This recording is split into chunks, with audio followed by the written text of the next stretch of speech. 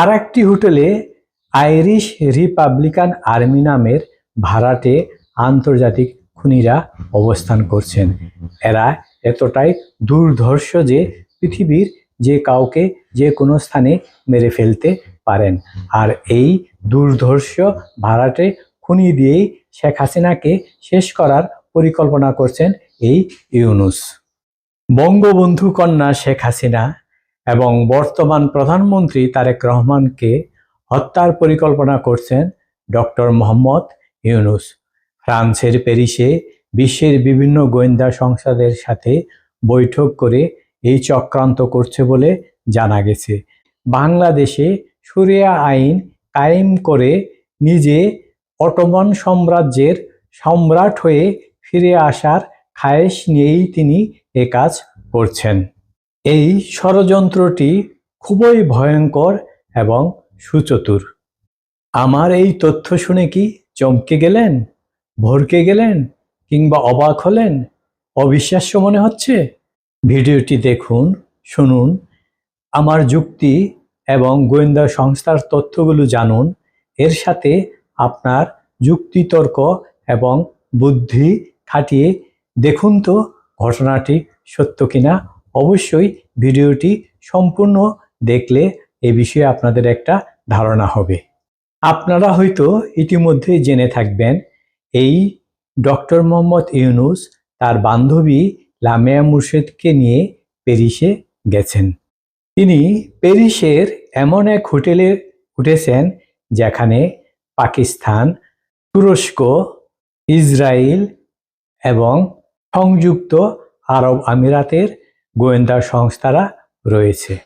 -2 ফর্মুলার এই ভয়ঙ্কর ষড়যন্ত্রের সাথে আরও যুক্ত হয়েছেন বাংলাদেশের জঙ্গি সংগঠনগুলো এবং বাংলাদেশের সেনাবাহিনী থেকে বহিষ্কৃত কিছু সেনা কর্মকর্তা, যারা এতদিন বাংলাদেশে শরিয়া আইনের পক্ষে ইনিয়ে বিনিয়ে বিভিন্ন বক্তব্য দিয়ে আসছিলেন এবং এই সেনা কর্মকর্তারা এই জঙ্গি সংগঠনগুলোই কিন্তু 24-এর জঙ্গি আন্দোলনের মূল হোতা ছিলেন। তবে এরা বাংলাদেশে বসেই ইউনূস এবং আন্তর্জাতিক এইসব গোয়েন্দা সংস্থাদের সাথে হাত মিলিয়েছে। এখন একটা প্রশ্ন আসতে পারে, পাকিস্তানের গোয়েন্দা সংস্থা এবং ইসরায়েলের গোয়েন্দা সংস্থার মধ্যে তো একদম সাপে নেউলে সম্পর্ক, কেন তারা এক হয়ে একই হোটেলে অবস্থান করবেন এবং এই ষড়যন্ত্রে অংশ নেবেন? এখানেই ইউনূস ম্যাজিক দেখিয়েছেন। ইসরায়েলি গোয়েন্দা সংস্থাকে ডেকে এনে তিনি বুঝিয়েছেন যে তারেক রহমানকে চাপ সৃষ্টি করতে হবে যেন ইসরায়েলকে তারা আবার রাষ্ট্র হিসাবে স্বীকৃতি দেয়। এ কারণে কিন্তু ইসরায়েলের সেই গোয়েন্দা সংস্থাগুলোর সাথে ইতিমধ্যেই 2 বার রুদ্ধদ্বার সেই হোটেলেই বৈঠক করেছেন ডক্টর মোহাম্মদ ইউনূস। আর এই বৈঠকে শুধুমাত্র তার বান্ধবী লামিয়া মুর্শেদ উপস্থিত ছিলেন। শুধু এই লামিয়া মুর্শেদ কেন, এ নিয়ে বিস্তারিত তথ্য আমার কাছে রয়েছে। আরেকটি ভিডিও না তৈরি করলে এই ভিডিওটি দীর্ঘ হয়ে যাবে, তাই এ সম্পর্কে আমি বিস্তারিত কিছু বলতে চাচ্ছি না এখন। আর সেই ইসরায়েলের গোয়েন্দা সংস্থা ইউনূসের সাথে বৈঠক করে ইতিমধ্যেই ওয়াশিংটন ডিসিতে চলে গেছেন।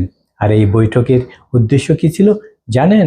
তিনি বলে দিয়েছেন যে তারেক রহমানকে চাপ প্রয়োগ করতে, যাতে ইসরায়েলকে আবার একটা দেশ হিসেবে স্বীকৃতি দিতে হয়।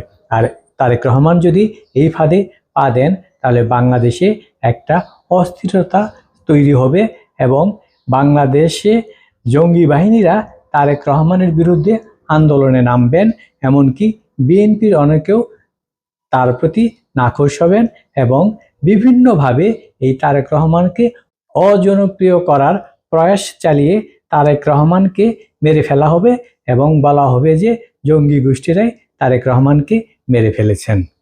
গোয়েন্দা সংস্থাগুলো আরও জানিয়েছে, এই ইউনূস এবং লামিয়া মুর্শেদ যে হোটেলে উঠেছেন সেই হোটেলের 4 তলায় অবস্থান করেছিলেন সেই ইসরায়েলের গোয়েন্দা সংস্থাগুলো। এবং এই ইসরায়েলের গোয়েন্দা সংস্থাগুলোর জন্য রুম বুকড করেছিলেন প্যারিসে অবস্থিত ইসরায়েলের দূতাবাস। ইসরায়েলের দূতাবাস কি যেন তেন লোকের জন্য রুম বুকিং দেয় না। বুঝতেই পারছেন তাহলে তারা কত হাই প্রোফাইলের লোকজন ছিলেন। আর একটি হোটেলে আইরিশ রিপাবলিকান আর্মি নামের ভাড়াটে আন্তর্জাতিক খুনিরা অবস্থান করছেন। এরা এতটাই দুর্ধর্ষ যে পৃথিবীর যে কাউকে যে কোনো স্থানে মেরে ফেলতে পারেন। আর এই দুর্ধর্ষ ভাড়াটে খুনি দিয়েই শেখ হাসিনাকে শেষ করার পরিকল্পনা করছেন এই ইউনূস। আর বাংলাদেশে অবস্থানরত 2024 সালে জঙ্গি আন্দোলনে অংশ নেওয়া সেই সশস্ত্র বাহিনীর অবসরপ্রাপ্ত কিংবা অনেককেই যাদের চাকরিচ্যুত করা হয়েছে জঙ্গি সংশ্লিষ্টতার কারণে, তারাও কিন্তু বাংলাদেশে বসেই এই ষড়যন্ত্রে অংশ নিচ্ছেন। আপনারা জানেন 2024 সালে সেই জঙ্গি আন্দোলনের পর এইসব অবসরে যাওয়া কর্মকর্তারা কিন্তু অনলাইনে ভীষণ অ্যাক্টিভ ছিলেন। আর বিএনপি সরকার ক্ষমতায় আসার পর তারা চুপ হয়ে গেছেন, নীরব হয়ে গেছেন। এই চুপ হয়ে যাওয়া মানে তারা ক্ষান্ত দেননি। তারা গোপনে গোপনে বিরাট ষড়যন্ত্র করছেন, এমন এক ষড়যন্ত্র করছেন যে ষড়যন্ত্রের কথা বাংলাদেশের সাধারণ মানুষ কল্পনাও করতে পারে না। এভাবে -2 ফর্মুলা বাস্তবায়ন হলে আবার তারা ডক্টর মোহাম্মদ ইউনূসকে ক্ষমতায় বসাবেন। কিছুদিন ডক্টর মোহাম্মদ ক্ষমতায় থাকার পর জঙ্গিরা আবার ক্ষমতায় এসে বাংলাদেশে শরিয়া আইন প্রতিষ্ঠা করবে। এটাই তাদের উদ্দেশ্য। সবাই ভালো থাকবেন।